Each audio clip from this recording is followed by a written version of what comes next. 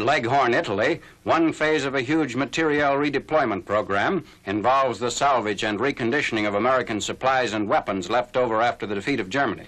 An Army estimate indicates that at least 70% of its equipment in the European and Mediterranean theaters is earmarked for use in the war against Japan.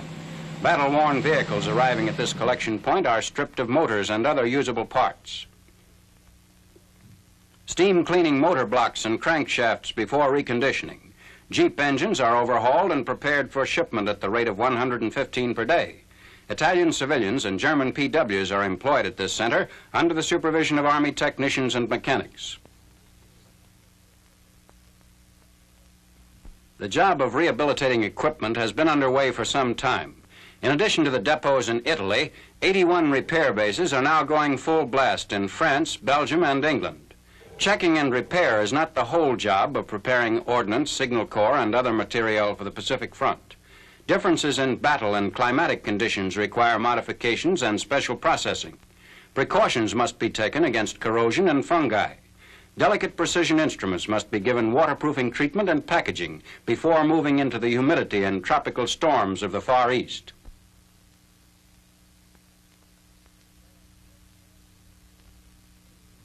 Preparing surgical instruments for reissue.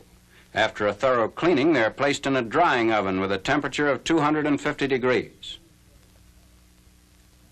Then the instruments are dipped in an oil solution and allowed to drain off before packing. All medical equipment that can be spared is being rushed to the Pacific. The instruments are wrapped in moisture-proof paper, which in turn is carefully sealed with a layer of wax.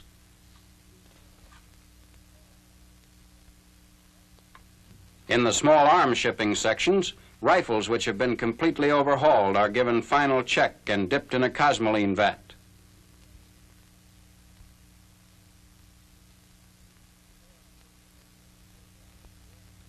Repair and distribution of materiel is coordinated with troop movements. Units going directly to the Pacific hold on to their equipment and get replacements for anything deficient. Outfits redeployed to the United States leave their weapons at various depots. Renovated equipment normally goes from the depots to a central stock pool, from which orders are filled for direct shipment to the Pacific.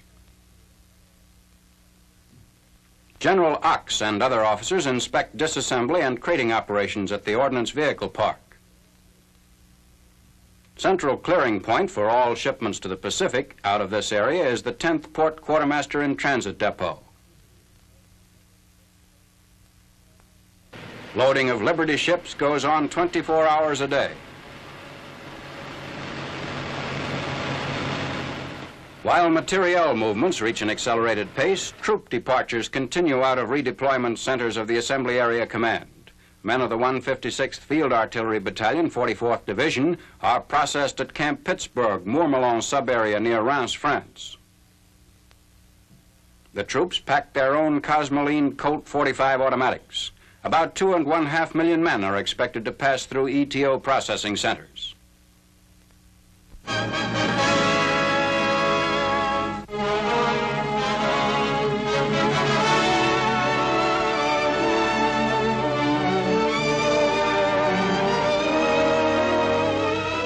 Floodwaters inundate the fertile Wieringermeer area in Holland when the Germans blow up the dike erected to hold back the waters of the Zuider Zee. The country is a patchwork of 2,500 polders, reclaimed land areas which can be easily flooded. 3 villages and 400 farms are destroyed in the Wieringermeer Polder, 5 meters below sea level.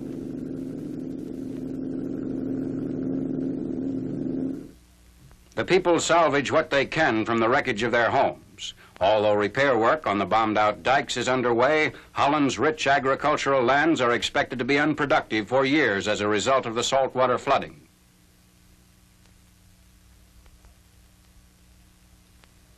German war prisoners remove landmines from the Netherlands. In the province of North Holland, 1.5 million mines planted by the Nazis are being dug up at the rate of 3,000 a day.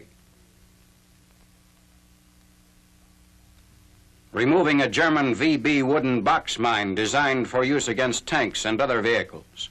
The mine weighs 18 pounds, is about 12 inches square, and requires a pressure of approximately 200 pounds for detonation. The mines are carried to a secluded area and then destroyed.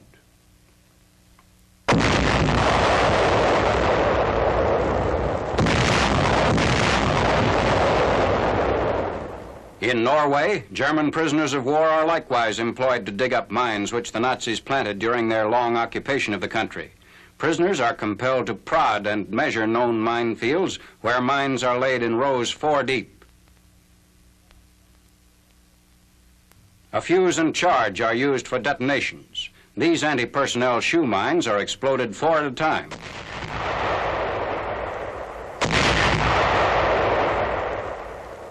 A Norwegian Army guard checks off the mines as they're blown up.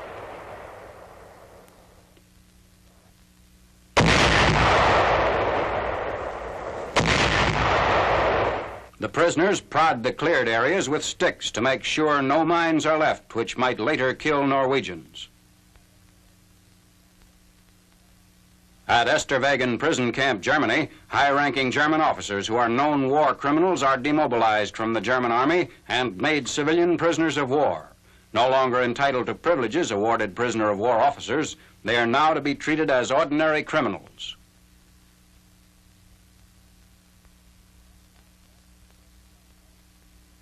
The men march back to the parade ground after exchanging their Army, Navy, and Air Force uniforms for denim work clothes. Approximately 800 prisoners are transformed from officers into civilians in a 20-minute ceremony. As civilian prisoners, they'll be compelled to perform necessary prison camp labors.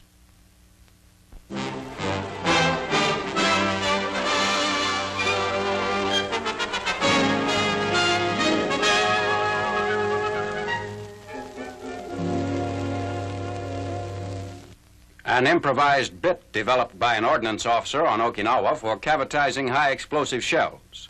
The bit is adjusted to the same length as a VT fuse. Occasional shortage of deep cavity shells has necessitated the converting of standard shells to accommodate the VT fuse. Standard impact or time fuses require a cavity approximately 2 1/4 inches deep. The VT fuse requires a cavity of approximately 5 inches deep.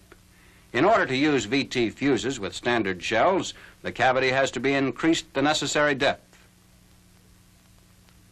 An ordinary toothbrush is used to demonstrate the depth of the cavity and help clean it.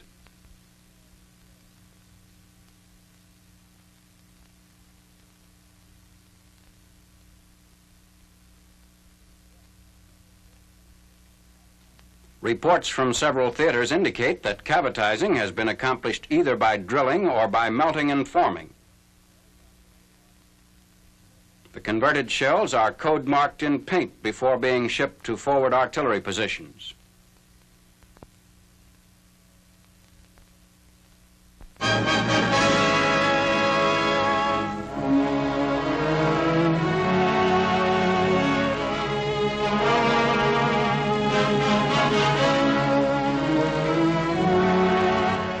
Combat testing the T-21, a 75mm recoilless rifle. Approximately 200 rounds are fired as the weapon is tried out for Pacific warfare. The rifle uses an HEAT-38 shell. Targets are caves at 8,000 to 9,000 yards range.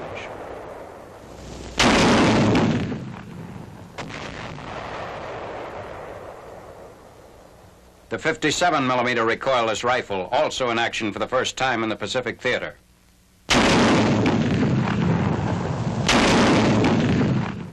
Lieutenant General Robert C. Richardson, Jr., commander of the Pacific Ocean area, is arriving at the 7th Division Cemetery on Okinawa to pay his respects to the late Lieutenant General Simon B. Buckner, killed on 18th June while inspecting 10th Army front lines.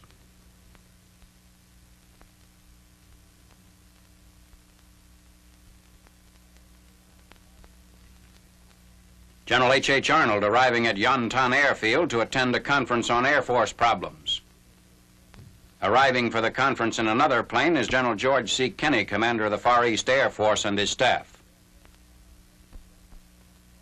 The Air Force generals head for 10th Army headquarters.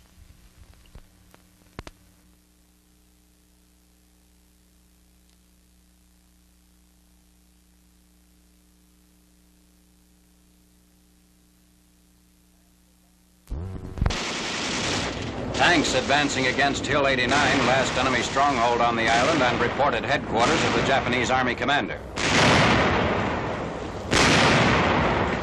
Although shells have pounded every foot of the hill, soldiers and civilians fill the caves honeycombing the area. Heavy sniper fire makes the destruction of these nests a slow and costly process. A platoon commander with a portable flamethrower is covered by BAR men as he cleans out a cave.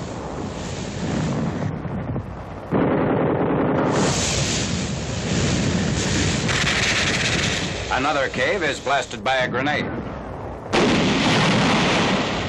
The men move in to flush out the Japs still hiding. Several of the enemy soldiers destroy themselves with grenades.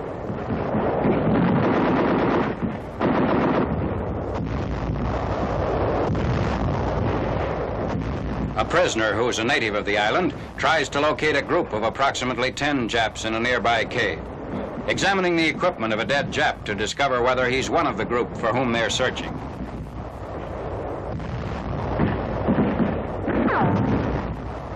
Near another part of the hill, our tanks move forward under heavy fire. One narrowly escapes a direct hit.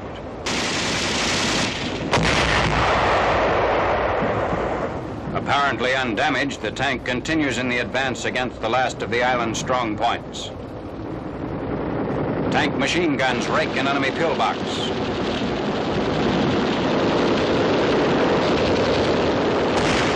A Jap mine fails to knock out one of our tanks.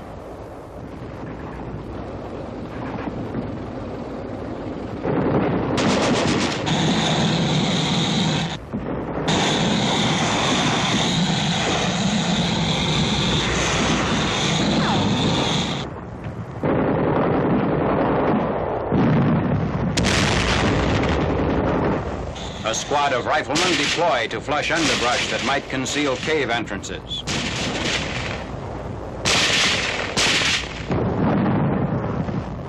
Evacuation of a member of the 3235th Signal Photo Detachment who was hit by rifle fire while taking motion pictures of action near some caves.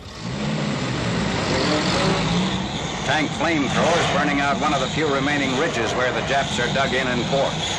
Our troops have surrounded the ridge by taking the next hill beyond it. Air support has to be withdrawn to safeguard the men as they close in on the last positions.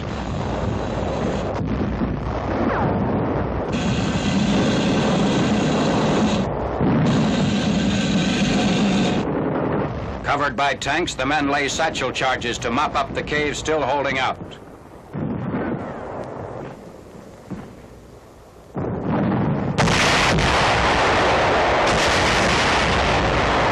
Another section being cleaned out by satchel charges.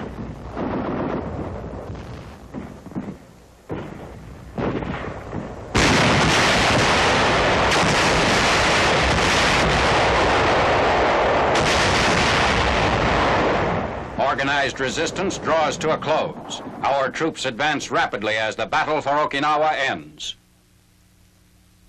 Following the dropping of propaganda leaflets by plane, loudspeakers are used to get the civilians and soldiers still in hiding out of the cliffs at the island's southern extremity.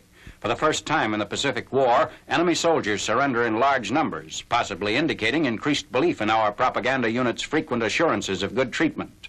Among the troops giving themselves up are an unprecedented number of officers.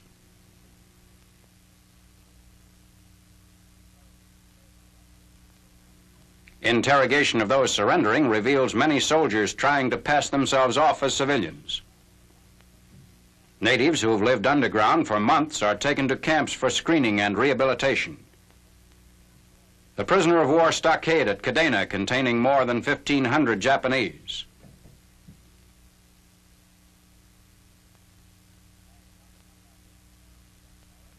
As mopping up operations proceed on the island, Japanese prisoners continue to swell the ranks of those already interned. By 28th June, the total number of Japs captured on Okinawa totals more than 9,500.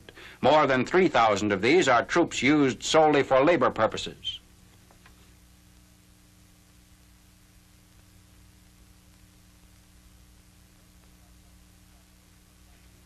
Prisoners are kept at the stockade for approximately 6 weeks and are then sent to Hawaii. Screening of the personnel reveals that the troops who fought on Okinawa are from the Japanese mainland, Korea, and Okinawa itself. For the most part, they appear healthy and well-fed. And when they discover that the surrender propaganda terms of safe treatment are carried out, they become quite cheerful.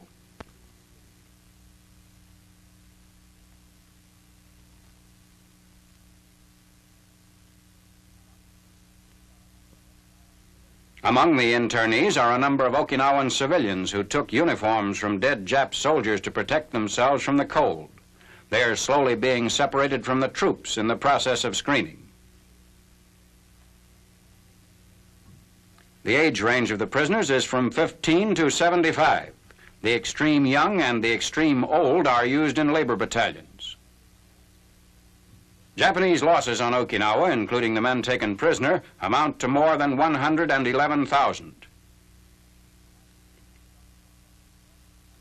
At 1000 on 22nd June, a flag-raising ceremony is held at 10th Army headquarters to mark the official securing of Okinawa. The 82-day campaign cost us approximately 12,000 in killed or missing and approximately 35,000 wounded.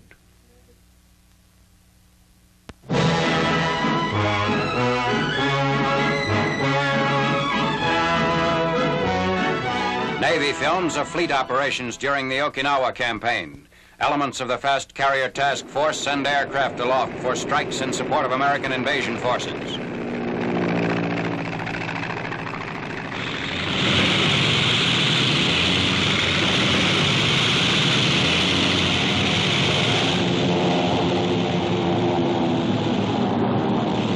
Shooting down Japanese planes, including suiciders of the Kamikaze Corps.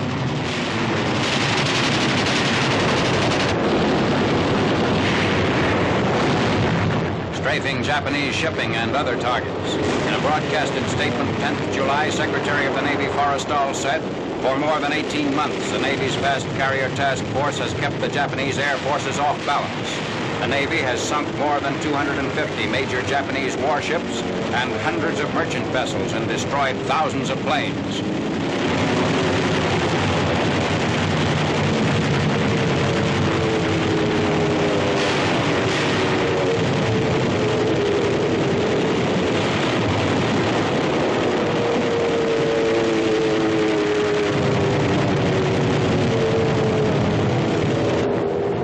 The sorties continue. Some enemy aircraft penetrate our defensive ring. Guns aboard the warships bring down many of the raiders.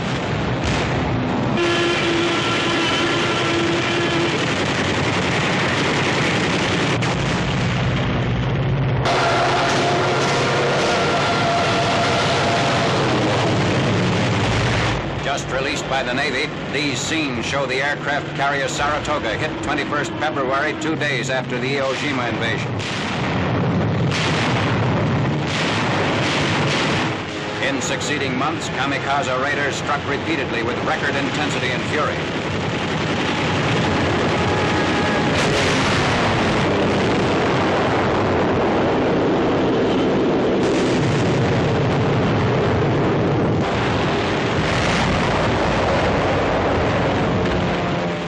Passing a battleship, a suicide plane is hit many times before it dives into the after section of an Essex-class carrier.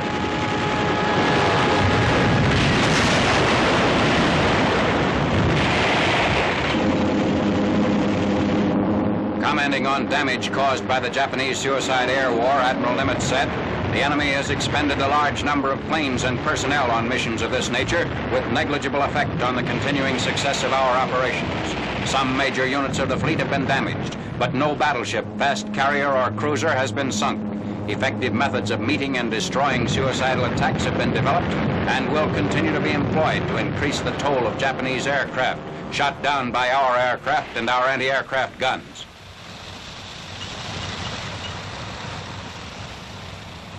Meanwhile, following the Jap attacks, carrier aircraft returned to undamaged or quickly repaired ships. One of the planes overshoots the flight deck. Another cuts over the side of the carrier and continues its flight.